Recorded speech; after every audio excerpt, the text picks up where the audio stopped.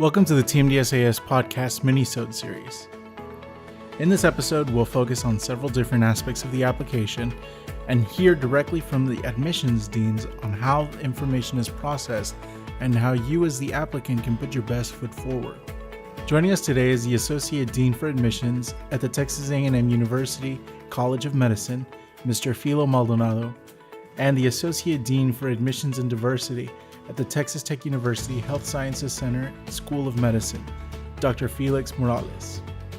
When you enter your activities in the TMDSAS application, there are several opportunities for you to differentiate where your activities belong. Mr. Maldonado and Dr. Morales talk a little bit more about how an applicant can plan and enter their activities and what an admissions committee takes away from this section of the application. Let's get right to it. Mr. Maldonado, what advice would you offer students who are filling out the activities section of the TMDSAS application? I think what's important in those sections is to be really clear about where and with whom they're doing a particular activity. For example, in the case of a shadowing experience, it's important to be a little bit more substantive than just saying I shadowed a physician or a pediatrician or a family medicine doc, which sometimes we get. We find those kind of responses a little bit shallow, don't give us a lot of substance, and sometimes we question the applicant's credibility. So I often recommend that they be a bit more clear about where they're doing the activity, not just the city, but the actual venue itself, the facility, the hospital, the clinic, the doctor's office, whatever it might be. Name it. And then in addition, if they shadowed a person in particular, let's say, for example, a physician or another healthcare provider, that they name that person. And that could be particularly helpful, and I think that gives the student, at least from our point of view, a little more credibility. We can reference or cite that particular activity in that individual, and then the student can then talk about the experience and the person that they may have shadowed, and I think that comes across more convincingly. Otherwise, we're going to have to dig a little deeper, with the applicant, or sometimes it could mean, well, there's just not enough substance here to make an informed or well-informed decision about this applicant because the activities seem a bit shallow or the student's not being very transparent. So that's something that I would recommend they do.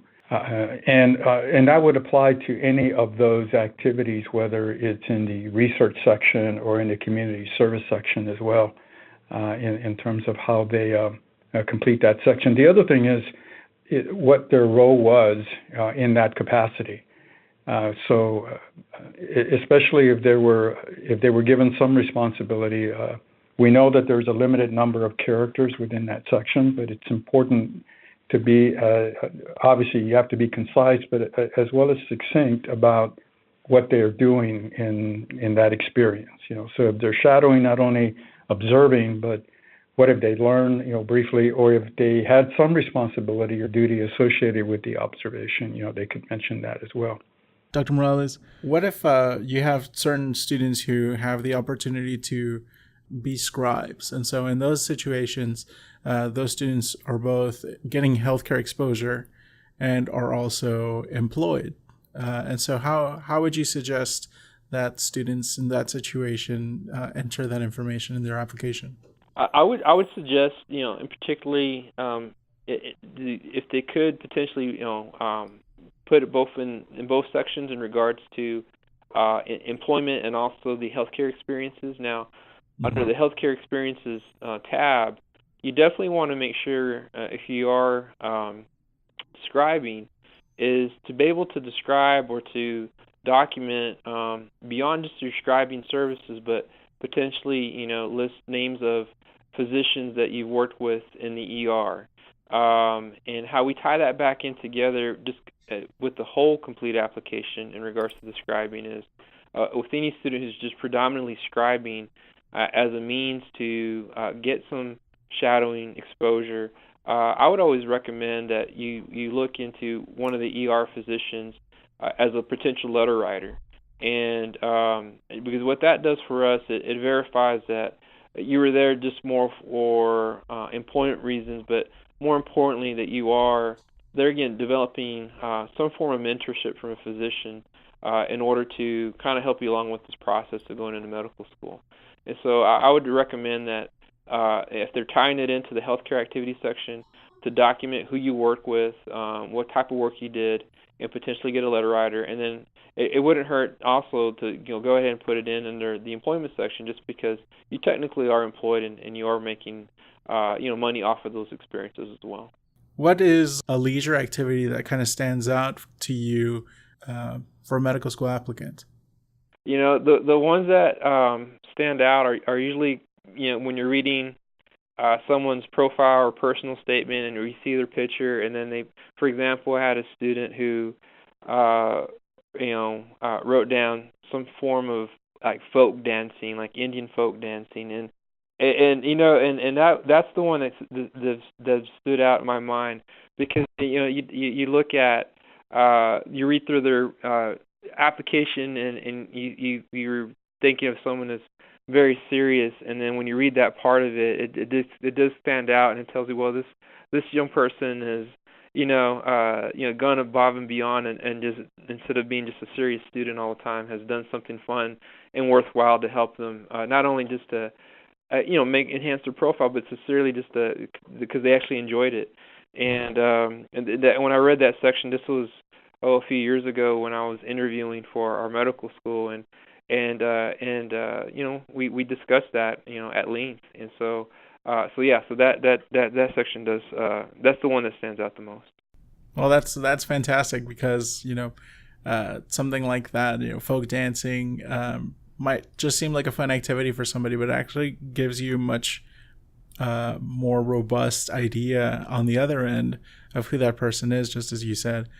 And I really think that it just comes down to, as students are anticipating to apply to medical school, a year or two or several years from now, it's really just letting your own skill set and your own strengths come through, and not try to go through and, check every box on the way. Yes.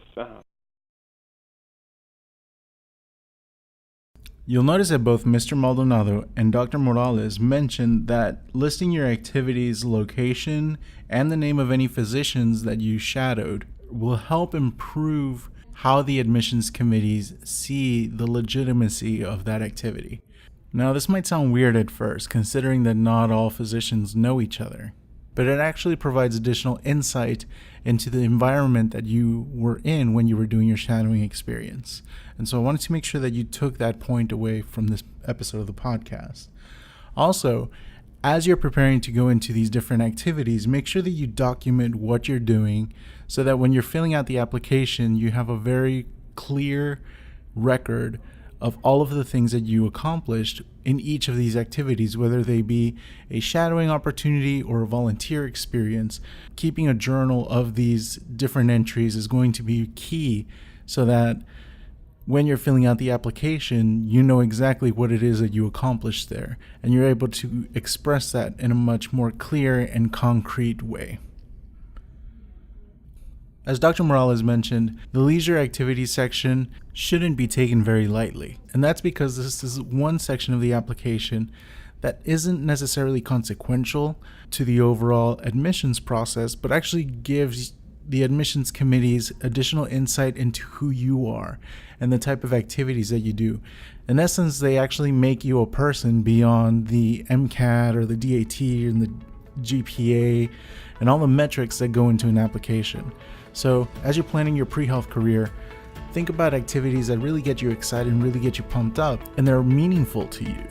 Because if it's something that's important to you as a person, it's something that's going to be important to the admissions committee, so that they see who you are as an individual, rather than somebody who's just going through and checking all the boxes to make sure that they've met all the metrics. Don't forget, the metrics are important, but they don't represent the entirety of your application. The TMDSAS podcast is a proud affiliate of the MedEd Media Network, your source for informational, inspirational, and motivational pre-med podcasts and more. Check us out at mededmedia.com. If you have any questions or comments about this episode of the podcast, we invite you to join the conversation in our online communities linked in the description of this episode. On behalf of everyone here at TMDSAS, we'd like to wish all of our current and future applicants all the best of luck. That's all for this episode. We'll talk to you later.